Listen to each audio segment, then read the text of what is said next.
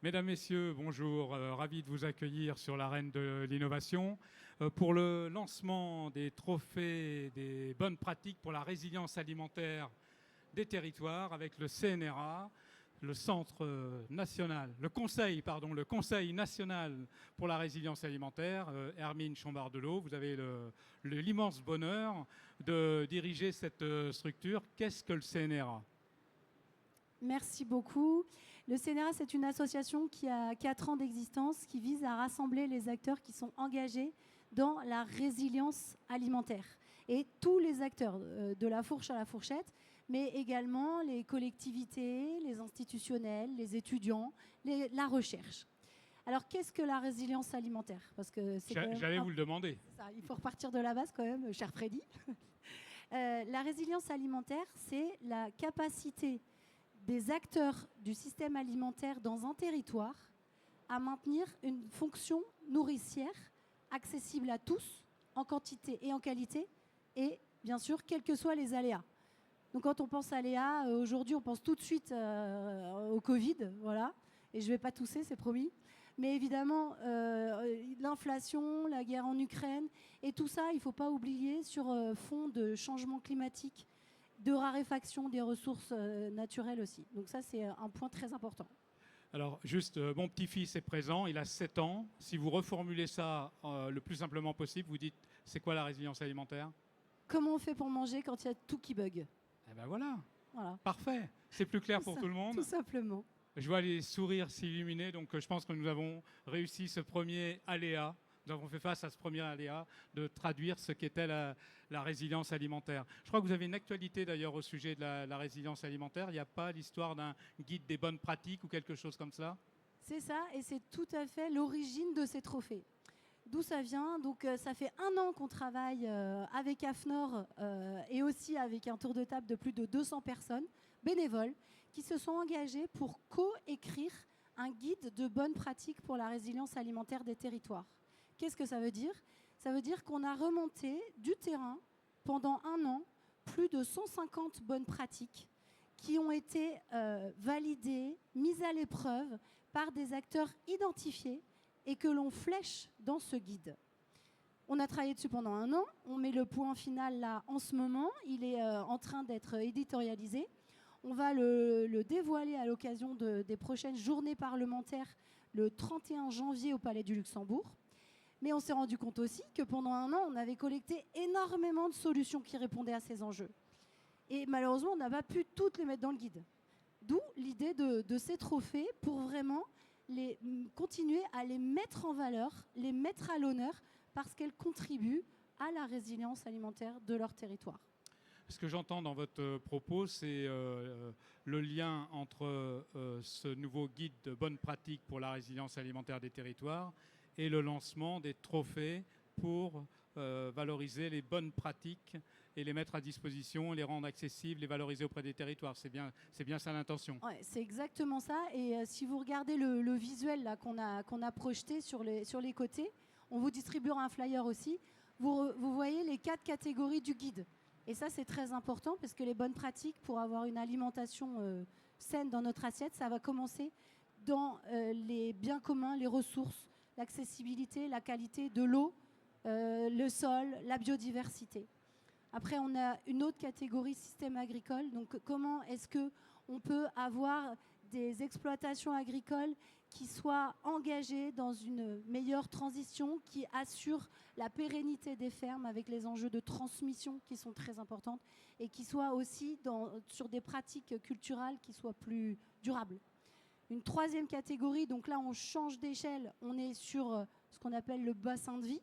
Donc ici, ça va être les bonnes pratiques qui vont avoir trait à la capacité de faire coexister les circuits courts et les circuits longs, parce que la résilience alimentaire, c'est l'équilibre des deux. C'est pas tout l'un ou tout l'autre. D'avoir des pratiques de consommation alimentaire qui soient en adéquation à la fois avec les enjeux donc, du changement climatique, mais aussi qui répondent à l'évolution des attentes sociétales et du consommateur. Et enfin, une 4e catégorie qui va relever tout ce qui est économie circulaire. Donc, comme son nom l'indique, comment est-ce qu'on fait de nos déchets une ressource et non une pollution ? comment est-ce qu'on a plus de matériaux biosourcés, comment est-ce qu'on utilise plus les produits en vrac, etc., etc. Et toutes ces catégories-là sont présentes, bien sûr, dans le guide. Et j'en rajoute une petite dernière pour la cerise sur le gâteau, parce qu'elle est fondamentale. Dans le guide, on valorise aussi, on met en avant les bonnes pratiques qui vont justement faire ce lien entre toutes ces 4 catégories. Comment est-ce qu'on conjugue toutes ces solutions pour qu'à l'échelle d'un territoire, avec une ingénierie intelligente, astucieuse, une gouvernance bien menée, on peut effectivement faire en sorte que la résilience devienne concrète et opérationnelle sur le territoire. Donc sur cette thématique un peu transverse d'ingénierie territoriale, en quelque sorte, ça veut dire que là, potentiellement, les bonnes pratiques, elles se ventilent sur les 4 grands thèmes que vous venez de nous présenter. C'est bien ça? Oui, c'est ça, c'est l'idée. La résilience alimentaire, elle est à la croisée des chemins. C'est pour ça qu'on a voulu catégoriser. Mais de fait, la bonne pratique, les candidats qu'on attend dans ces trophées, ça va être avant tout des projets qui soient portés par une association, une entreprise, une collectivité, en quelque sorte, peu importe, du moment que justement il va s'inscrire dans cette stratégie de résilience, donc d'une alimentation durable, accessible à tous et respectueuse de l'environnement et de notre santé. Merci, on va vous questionner de nouveau, Hermine, mais à ma gauche, j'ai Vanessa Rioux qui dirige Farming Spirit. Un petit mot sur Farming Spirit, peut-être? Oui, alors Farming Spirit, donc l'idée c'est de pouvoir accompagner et conseiller différentes structures, notamment des structures agricoles. Voilà, mais c'est une petite société assez récente. Mais après, j'ai surtout là la casquette de bénévole au CNRA, en ayant travaillé sur le guide de la résilience, notamment animé le groupe de travail 2 sur la partie système agricole. Voilà, on est ravis de pouvoir en fait continuer l'initiative, puisque, comme l'a dit Hermine, on a généré et eu pas mal d'initiatives. On ne pouvait pas tout recenser. Donc l'idée de mise en place des trophées, c'est aussi qu'il y ait une suite, parce que le guide, c'est un état des lieux à l'instant T, mais il y a une continuité. Et même après les trophées, c'est aussi de faire vivre justement les mesures concrètes qu'on a pu sourcer, mais qu'on va continuer aussi à sourcer, grâce à l'inscription notamment. Donc on parle de bonnes pratiques. Pour candidater, c'est vraiment le sourcing des projets et pas le sourcing d'entreprises. Donc, mais peuvent candidater différentes typologies d'acteurs, que ça aille de la transformation jusqu'à la distribution, des producteurs, des collectivités, du moment que les mesures... Les startups, des tiers-lieux, voilà. Donc tout ça est détaillé sur la plateforme qui va permettre de s'inscrire et je laisserai peut-être... Alors ça démarre maintenant. Et oui. Le sourcing, il se fait jusqu'à quand? Jusqu'à quand on peut déposer ces candidatures? Alors, jusqu'au 31 janvier. Donc, voilà, à partir de maintenant, jusqu'au 31, vous pouvez. Et dans chacune des 4 catégories, vous pouvez vous inscrire, voilà, dans la mesure où on est bien sur une pratique concrète et avec un focus résilience alimentaire aussi. Donc, pour vérifier justement l'aspect résilience et avoir une caution scientifique, un comité scientifique va être mis en place. Et qui va permettre sur chaque niveau d'expertise, que ce soit des hydrologues, des climatologues, des sociologues également, et d'autres scientifiques, voilà, de justement valider bien ces notions de résilience et d'adéquation par rapport au projet des trophées et du guide. Donc on a 4 thématiques. On peut candidater jusqu'à fin janvier. Il y a un comité scientifique qui fera les sélections. Voilà. Si on a la chance d'être sélectionné et lauréat, on gagne quoi? Alors, déjà après cette sélection, il y aura aussi un jury final qui sera composé de nos partenaires. Donc, on a aussi la chance d'avoir un partenaire présent. Donc on va revenir sur les partenaires. Oui. On va revenir sur les partenaires. Et une fois donc, qu'on a candidaté, donc les lauréats, il y aura un chèque de 2 500 €, une conférence sur le Salon des maires 2025, avec le salon aussi qui est partenaire. Avec les différents lauréats, c'est ça? Oui, une adhésion d'1 an au CNRA également. Et après, la possibilité de rejoindre les différents réseaux, que ce soit le CNRA avec plus de 100 membres, le réseau aussi via Manger du Sens qui a aujourd'hui plus de 5000 membres, et faire découvrir le projet à un jury scientifique et à différents niveaux, et contribuer également à la résilience alimentaire sur les territoires en mettant en avant les initiatives.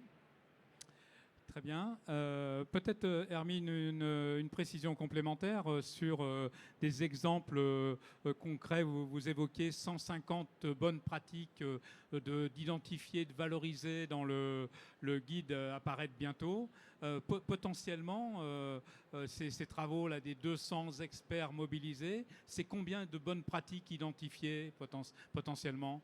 Plusieurs centaines, je ne les ai pas comptées, mais je dirais qu'on est au moins dans le guide à 600, 700. Et en dehors du guide, on peut multiplier par 2, voire 3. Donc ça veut dire que les bonnes pratiques de résilience alimentaire, à l'échelle des territoires, elles sont déjà, pour certaines, opérationnelles.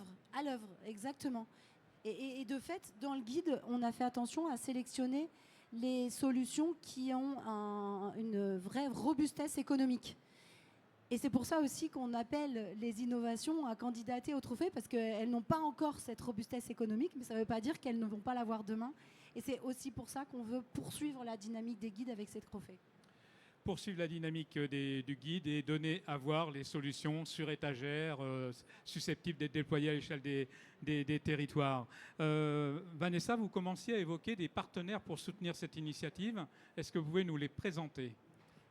Oui, alors déjà, il y a le Salon des maires qui nous accueille ici et qui accueille aussi la conférence de demain pour mettre en avant le guide. Après, il y a le groupe SOS également, dans lequel le CNRA s'inscrit. Et il y a la Fondation Avril qui est présente. Nous allons avoir le témoignage dans quelques instants. Autre soutien dans les partenariats réseau qui peuvent aider à relayer et à sourcer les initiatives. Peut-être quelques exemples de ces partenaires, Hermine ? Restoco, l'agence bio aussi, on discute avec eux et on n'a pas fini de sourcer. Il y a plusieurs réseaux d'acteurs avec qui on discute parce qu'ils peuvent avoir accès à beaucoup de... Je parlais tout à l'heure avec Agorest, voilà, des acteurs aussi dans la restauration collective qui sont assez importants, mais pas que. Donc un contexte, la résilience alimentaire, des bonnes pratiques à continuer de sourcer et valoriser, une dynamique qui s'amorce, mais ce n'est pas quelque chose qui doit s'arrêter, qui est temporel. Au contraire, la volonté, c'est d'inscrire ça dans la durée. Qu'est-ce qu'on peut se dire de plus sur les objectifs de ces trophées ? C'est vraiment s'inscrire dans la durée et continuer à mettre en valeur les bonnes pratiques qui existent déjà pour ne pas réinventer la roue. Parce que ça, c'est un point qui est très important et on voit ça trop souvent dans les territoires. Et je voudrais rajouter un point, c'est que la particularité de nos trophées, là je vais crâner un peu, mais c'est quand même important, par rapport à tous les trophées qui existent, tous me disent « nous, on a des problèmes pour sourcer ». Nous, on n'a pas de problème pour sourcer. Parce qu'au contraire, là, on annonce le lancement des trophées aujourd'hui. On a déjà une trentaine de trophées qui se sont inscrits sur la plateforme. Et je vous disais, au travers du guide, on en a déjà plus de 600 répertoriés, sans compter tous les autres. Donc, on va vraiment partir d'un pool qualitatif. Parce que quand on doit avoir un jury qui sélectionne 12 personnes sur 30, ce n'est pas la même chose que quand il en sélectionne 12 sur 500. Donc, on va avoir de la qualité à travailler et donc une vraie perspective opérationnelle dans les territoires, ce que l'on a vraiment à cœur de porter pour ne pas être in the air à la capitale, au salon, mais vraiment ancré. Merci de cet éclairage. Peut-être en résumé, Vanessa, nous dire maintenant du côté des porteurs de solutions, en quelque sorte. Si on devait convaincre là, en trois arguments majeurs les raisons de candidater au trophée pour la résilience alimentaire, quelles seraient-elles ces trois raisons ? Il y a déjà contribué au développement des territoires sur l'axe de la résilience. Après, la mise en avant des initiatives, les faire connaître, parce que souvent on parle du terme résilience, mais on a passé toute l'après-midi justement à la rencontre de différents acteurs. On a l'impression de connaître, mais on ne matérialise pas ce que sont vraiment les initiatives. Donc l'idée de ces trophées, c'est aussi de se dire, vous pouvez candidater, voire même on va essayer certains de sourcer à notre niveau, parce qu'on n'imagine pas qu'on fait déjà des actions de résilience alimentaire. Donc il y a vraiment cette mise en avant. Après, il y a le volet réseau et puis la continuité, l'accompagnement, et la caution scientifique. Et la caution scientifique que vont apporter les experts qu'on réunit, le jury, à ces initiatives, ce qui n'est pas neutre quand même. Très bien. Et vous précisiez tout à l'heure, Hermine également, la nécessité de ne pas réinventer la roue quand les solutions existent, pouvoir les trouver. Bien, merci de ces éclairages. Je pense qu'on y voit un petit peu plus clair. Je suis très tenté de convier à nous rejoindre, honneur aux dames, Noémie Simon et Jean-Pierre Payot, le directeur général de la Fondation Avril, pour nous éclairer, effectivement, sous vos applaudissements. Merci à Hermine Chambardelot et Vanessa Rioux. Donc Jean-Pierre Payot, vous dirigez la Fondation Avril et vous avez accepté de prendre le risque de faire face à un aléa majeur, d'accompagner les trophées pour la résilience alimentaire des territoires. Peut-être avant de nous dire pourquoi, peut-être nous présenter la Fondation Avril. Absolument. Bonsoir à toutes et à tous. C'est un risque majeur, mais totalement contrôlé et assumé, néanmoins. Donc, la Fondation Avril, elle est partenaire des territoires ruraux et investie d'une mission d'intérêt général, mais elle est avant tout l'héritière, on va dire, d'une histoire collective. En 2014, ce sont des hommes et des femmes issus du monde agricole qui étaient engagés pour le bien commun, qui ont souhaité créer une fondation reconnue d'utilité publique et qui, actionnaire du groupe Avril, et c'est la Fondation Avril. Voilà. Donc nous sommes les dépositaires de ce modèle très singulier. Il y a 2 exemples en France comparables, la Fondation Pierre Fabre et nous. Et nous accompagnons des projets d'intérêt général en France comme international en mobilisant systématiquement le monde agricole et les acteurs des territoires. Et nous agissons dans 2 objectifs, des ruralités vivantes et pour l'accès à une alimentation saine et durable pour tous. Et c'est là, forcément, vous retrouvez le lien avec notre participation à cette belle initiative. La raison d'être de la Fondation, vous la résumez comment ? La raison d'être, voilà, alors je ne peux pas encore la révéler puisque nous allons bientôt révéler nos signatures. Donc on va la garder pour nous, on va faire un petit peu de suspense parce qu'on va on va en donner la primeur à notre conseil d'administration dans un peu moins d'1 mois. Bon, eh bien, écoutez, on vous donnera la parole dans 1 mois, mais on a l'esprit d'anticipation au CNRA. Peut-être à titre personnel, avant de questionner Noémie Simon sur le pourquoi du partenariat, quelle vision vous avez, Jean-Pierre, vous, de la résilience alimentaire ? Pour moi, la résilience alimentaire, c'est avant tout faciliter l'accès à une alimentation saine et durable dans la durée. Ça fait partie de nos missions fondamentales. Voilà. Merci.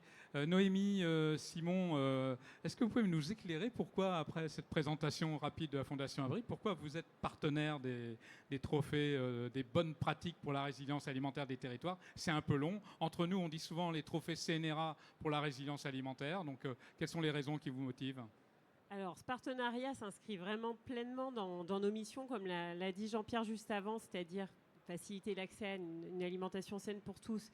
Et en plus, dans la dynamisation des territoires ruraux, de pouvoir aussi faciliter l'échange de bonnes pratiques, parce qu'on l'a vu, vous avez parlé évidemment de ne pas réinventer la roue, mais ça veut dire donc inspirer d'autres territoires avec des initiatives qui se passent ailleurs et qui peuvent être dupliquées ou en tout cas adaptées sur un autre territoire. Donc ça, c'est important. On soutient des actions qui ont un impact concret et fort. On les accompagne également. Et on a vraiment eu notamment j'ai pu participer un peu de loin sur le guide des bonnes pratiques, mais c'est vrai que la thématique, on s'inscrit quand même globalement dans les 4 thématiques, mais de celui qui est le plus proche de nos activités et plus en lien, c'est celui qui concerne le bassin de vie, avec des questions autour de la sécurisation des approvisionnements, avec le développement de filières locales également, pour lesquelles on est vraiment dans ces missions-là. Et je rajouterais également, et c'est ce qu'a dit Hermine tout à l'heure, la caution scientifique, c'est-à-dire qu'on a vu qu'il existait quand même énormément d'initiatives partout autour de ces sujets. Beaucoup sont très inspirantes, lesquelles s'inscrivent vraiment dans de la résilience alimentaire. Avoir l'avis et la caution d'experts, c'est vraiment aussi une spécificité de ces trophées qu'on ne trouve pas toujours en fait. Et ce sera vraiment intéressant de savoir un peu ce qu'ils en pensent. Et dernière chose, c'est qu'évidemment, en tant que fondation, on accompagne aussi d'autres projets qui sont sur les territoires et on espère on va les encourager à candidater et on espère qu'ils auront l'occasion d'être présentés et d'avoir ce regard d'experts qui soit posé sur leurs initiatives. Donc relais et amplification du sourcing de solutions. Je crois savoir aussi que vous avez des projets que vous impulsez qui peuvent avoir un effet sur la résilience alimentaire. Est-ce que vous pouvez nous donner un exemple en particulier ?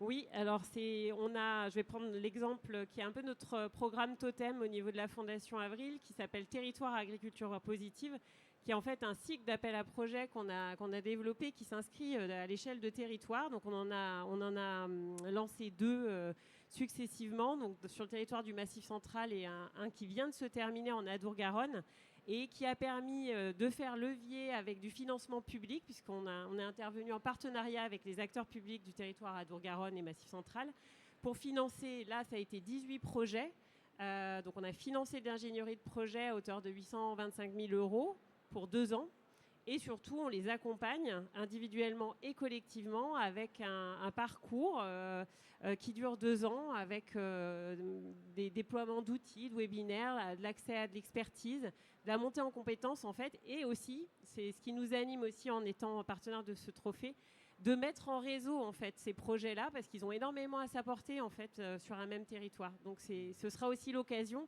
pour ces initiatives d'en rencontrer d'autres, et ça c'est très fort. Donc 3 exemples qui ont découlé de cet appel à projet. Ça a été le développement de filières locales. Il y a plusieurs projets qu'on a soutenus en lien avec le développement de filières locales, lin, chanvre, soja également, donc qui ont permis aussi de sécuriser les appros, de contractualiser avec les agriculteurs, etc. Donc vraiment de structurer ces filières. Des projets autour de la relocalisation de l'alimentation. Je prends par exemple un exemple auprès des cuisiniers, qui a un projet qui permet de mettre en relation des producteurs locaux avec des cantines, de la Restoco. Et puis la création de valeur partagée qui est très importante, puisque nous on est vraiment sur la création de valeur environnementale, sociale et aussi économique, qui est importante, parce que c'est pas toujours évident de remplir les 3. Et du coup d'avoir la création d'emplois locales, de la sécurité des revenus pour les agriculteurs avec la contractualisation, par exemple. Voilà. On a, tous ces sujets sont abordés dans le livre blanc de capitalisation de notre programme qu'on vient d'éditer il y a quelques semaines et qui est disponible en ligne. On en a aussi quelques exemplaires pour ceux que ça intéresse. Très bien, et on a remis le lien dans le cadre de la présentation des trophées avec une actualité qui est dédiée à la Fondation Avril. Jean-Pierre Fayot, Noémie Simon, merci. On est ravis d'être partenaires, merci à vous. Merci à vous, et je fais le lien avec ce que vous évoquez sur la restauration collective. Nous échangions ce matin avec Marie-Cécile Rollin de Restoco, qui nous disait qu'en définitive, la restauration collective, c'est le laboratoire d'expérimentation pour les territoires, et c'est évidemment vrai également en matière de résilience alimentaire. Ça me permet de me retourner vers le président du CNRA, Bernard Ader, qui va nous rejoindre pour conclure cette présentation des trophées pour les 5 minutes qui nous restent. Bernard Ader, je crois savoir de sources sûres que vous êtes agriculteur. Je suis agriculteur, c'est exact, vos sources sont bien renseignées. Et je crois savoir que vous avez une définition très personnelle de la résilience alimentaire. Ah oui, ma définition personnelle, c'est une définition qui consiste à dire comment ça marche encore quand tout merde à l'extérieur. Vous voyez, c'est encore plus simple que tout à l'heure. Comme quoi, déjà, premier enseignement de cette demi-heure passée entre nous, c'est que la résilience alimentaire supporte plusieurs typologies de définition.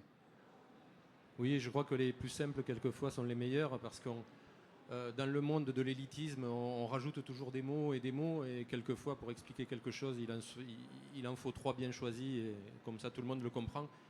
Et d'ailleurs, quand on va s'exporter à l'international, je me retourne, je crois qu'il faut être très simple dans ce qu'on dit. Le français accepte d'édulcorer les phrases, le domaine anglo-saxon un petit peu moins.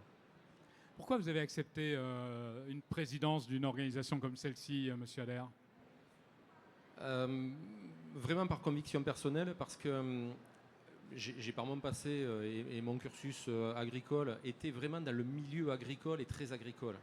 Et je crois que pour changer le monde et ce que nous avons à faire, Je ne crois pas que ce soit par uniquement le monde agricole qu'il faille le prendre, mais par le monde de l'alimentation. Et le monde de l'alimentation vient bien sûr embrasser le monde agricole. C'est une façon de voir qui est un peu différente, c'est un pas de côté, qui permet de voir ce que notre agriculture peut faire par la fenêtre de ce que nous faisons 3 fois par jour, matin, midi et soir, s'alimenter, et tout le monde s'alimente. Concernant le guide des bonnes pratiques pour la résilience alimentaire, j'imagine qu'avec la caution INRAE de l'ensemble des travaux, vous devez être assez fier de cette valorisation des travaux menés. Alors oui, je suis fier à plusieurs reprises. Évidemment par la caution de l'INRAE, parce que je suis avant tout un scientifique avant d'être un agriculteur, cette formation-là. Et il me paraissait pas possible que de lancer de tels travaux sans avoir une caution scientifique qu'il m'était impossible de concevoir, n'aurait pas été possible. La deuxième, c'est le mouvement que nous avons pu réaliser. C'est quand même un peu singulier que de partir d'un panel aussi large de personnes, 300 personnes au départ, pratiquement 300 personnes au départ, qui ont voulu contribuer de façon spontanée comme ça à un concept qu'il faut quand même un petit peu expliquer, celui de la résilience alimentaire, que vous ne rencontrez pas le matin en vous levant en vous disant tiens, je vais parler de résilience alimentaire. Donc on a réussi à convaincre, on a réussi à expliquer un concept peut-être un petit peu compliqué, mais en le rendant simple, on l'a fait comprendre. Et là, on a eu un raz-de-marée de personnes qui ont voulu s'impliquer dedans. Et ça a donné un creuset, en tout cas ça a donné une base de réflexion qui est quand même assez inédite aujourd'hui, qui est celle de la participation citoyenne. Et de cette participation citoyenne, on a réussi par le filtre ensuite de la science et des experts à le rendre complètement dur. On peut même parler de démarches assez exemplaires en termes de dialogue partie prenante, parce qu'il y avait certes des citoyens, mais il y avait quand même beaucoup d'expertise issue des différents réseaux et écosystèmes participants. Et à l'arrivée, sur chacune des 4 grandes thématiques, plus l'ingénierie territoriale, on est ressorti la quintessence que les uns et les autres pouvaient convenir et s'accorder comme... Mais carrément, parce que si on reprend quand même l'histoire, les 60 dernières années, on les a confiées à des experts qui nous ont expliqué comment on devait faire de l'agriculture, comment on devait faire de l'agroalimentaire, comment on devait faire tout ça. Et bon, il manquait peut-être un retour de quelque part, parce que on ne serait peut-être pas dans la situation dans laquelle on est aujourd'hui. Voilà. Bon, mais on ne va pas refaire l'histoire.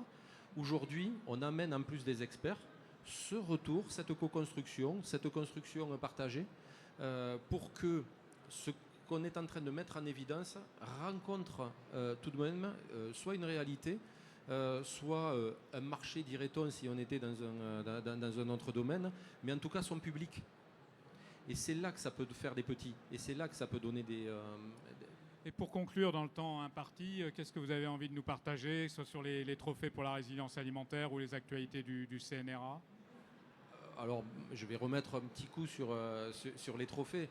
Les trophées, c'est la version un petit peu plus spectaculaire, un petit peu plus waouh de ce qu'on peut faire, en mettant en évidence des solutions ou des personnes qui peut-être n'auraient pas été dans le guide, mais qui en tout cas ont envie de postuler. C'est un peu le second tour aussi de tout ça. Et c'est une mise en évidence. Et moi, j'ai envie de rajouter à ce qui a été dit, tout le monde tout le monde peut postuler. Et le plus grand nombre doit postuler.